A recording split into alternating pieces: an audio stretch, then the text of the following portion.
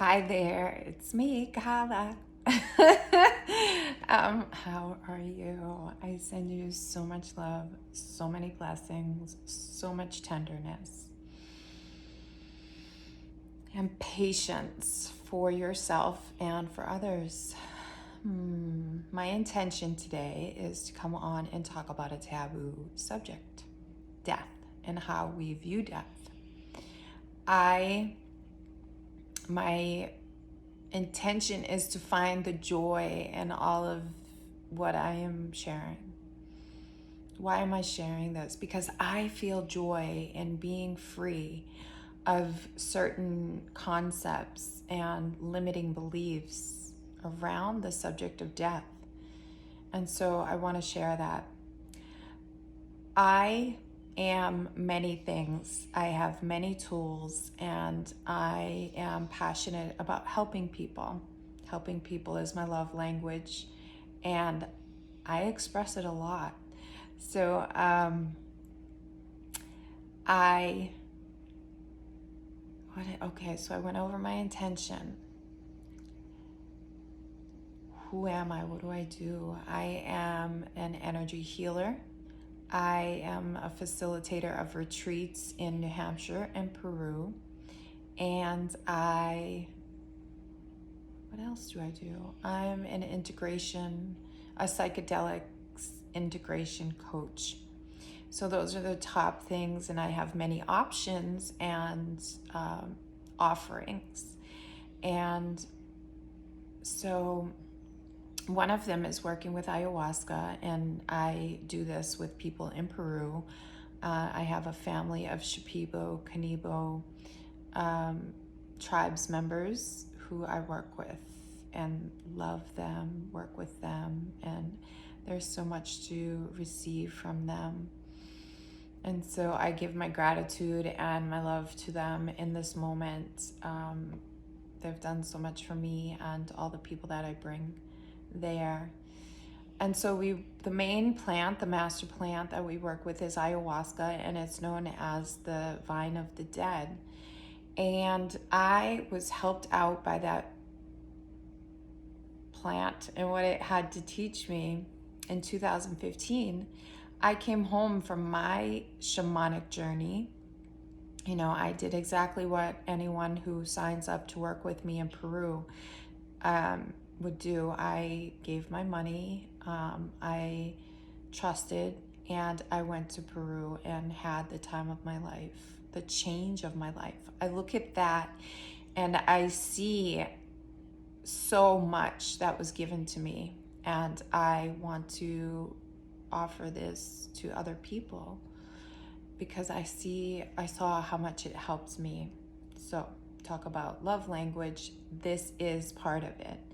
And so the vine of the dead, that's what it is. We are in cycles. Everything lives and dies. I like to say that we are streaming death because our cells die off every single day. An amount of cells die off, and we're replenished with new cells. So that's one example of us dying in real time. So what did ayahuasca help me with? So I went there in 2015. When I came back, my then beloved Shem started exhibiting symptoms of we didn't know what. But on Christmas Eve, we learned that it was cancer, stage 4. So then the following year, 2016, on the summer solstice, he passed away. And so I would not have been able to be as on grounded surface and strong, logical,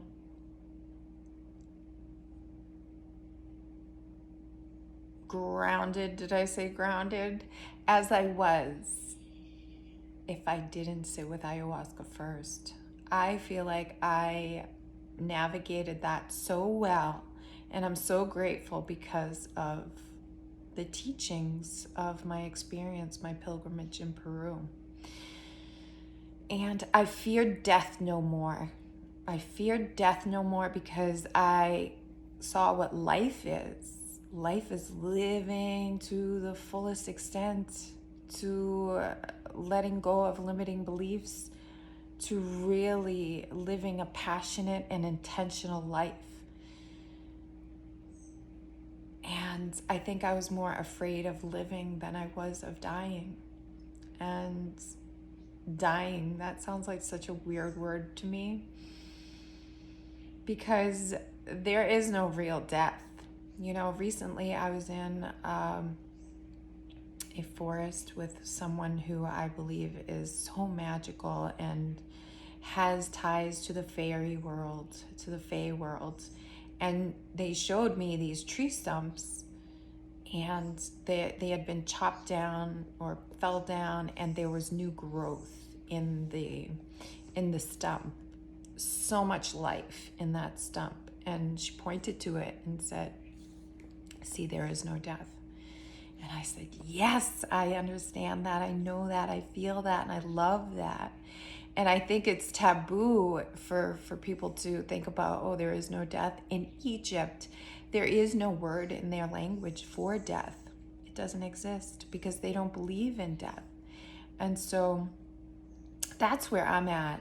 I am joyful. If someone passes over, I say, great for them, fantastic. They're on the next part of their journey.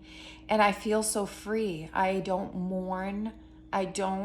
My aunt passed away last year. I didn't mourn her. I celebrated her.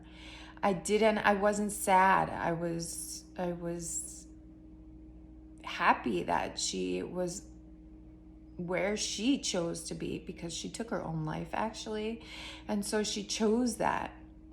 And that's even taboo for people. Like, how could you say that? Da-da-da.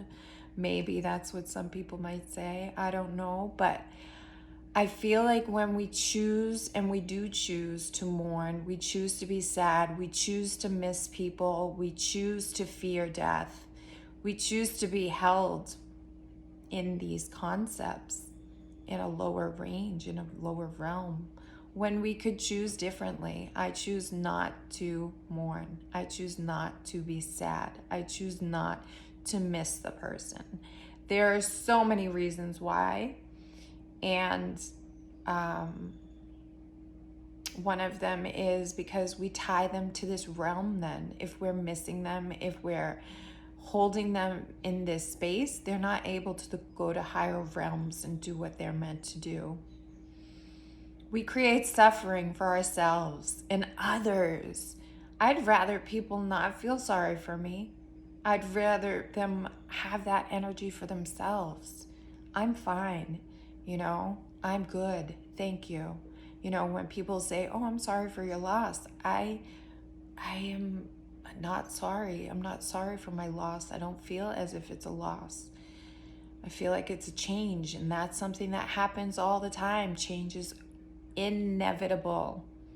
And so the Buddhists help me have that notion of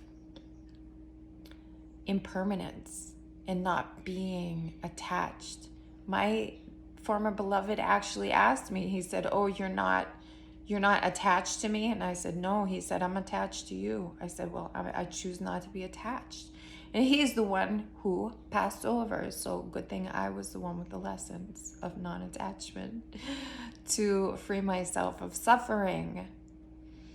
And that's the bottom line. I don't want to suffer. I don't want other people to suffer. And attachments cause that. Belief in death causes that. And choosing to mourn, choosing to miss, choosing to be in a space of sadness. And I'm not saying don't do it, don't let it happen, etc., etc. Do that. Make it a thing. Have your mourning, be sad, be angry, feel all the emotions, but then come back from that. And what if we could choose not to do those things if we didn't want to? I think it's worth exploring. I know that I'm happier without mourning. I'm happier without wanting to feel devastated because someone has passed on. I choose not to. I choose not to. I choose to accept the fact that there is an end to these lives. And that helps me focus on what to do with the life while I'm here. And not to think about when I pass, or fear when I pass, or I have fears of not doing enough, being enough, seeing enough. Because I'm busy doing that, being, seeing, doing. I'm going to put my energy there. So I became a death doula because I really felt a strong pull, and I loved going through the training and the certification and learning so many different parts, and that we can have a conscious death that we can choose, because we've been so fearful of death. We've been so entrenched in the lower energies, and we've had diseases of all sorts being our fate, being our fated death, being our fated passing, reason for passing. And health is on the rise. Choices that allow us to be healthier and live a happy and fruitful life are coming to our awareness. And so in the future, I believe that we won't be sad about death, and that we'll be able to choose our death. We'll be able to say, I want to do it on this day and this way. And that takes so much of the fear out of it all. And we can feel more in that we have control, that we have, that we're not subject to the unknown. And so taking away that fear also helps in being free. Because if someone has the power to threaten us with death, then we have something to fear. If we are not afraid of death, then the one who would threaten us with death has no power over us. And so their threats mean nothing. Therefore, they don't have the power. And we have the power. There's so much more to this, but I'm going to leave it here with a cute little something that I want to share. And it's from the Death deck. It's a question. I'm going to ask a question. And so it's, let's see. Someone made this deck so that we can get used to, or, have a different view of what death is. If we look at different cultures, there are so many different ways that we can have our bodies, what to do with our bodies after. There's cremation, we can be buried at sea, we can be buried on our own land, etc., etc. So the sky's the limit. Or maybe there is no limit, no sky, no limit. So what do you think will be your cause of death? A, illness, an accident or mishap, possibly from my own stupidity. B, or C, good old-fashioned aging.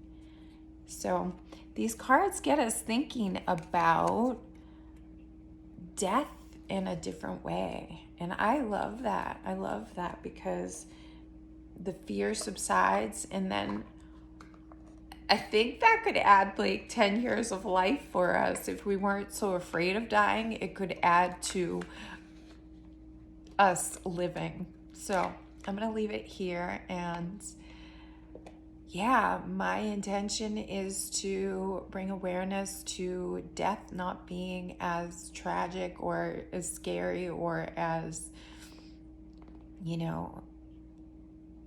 resisted as it is and has been. It's changing. There are so many changes happening, and the view of death is one of them. I'm excited for it all, for us all to realize our divine sovereignty, our sovereign divinity. What is it? You decide. All right, ciao. I love you.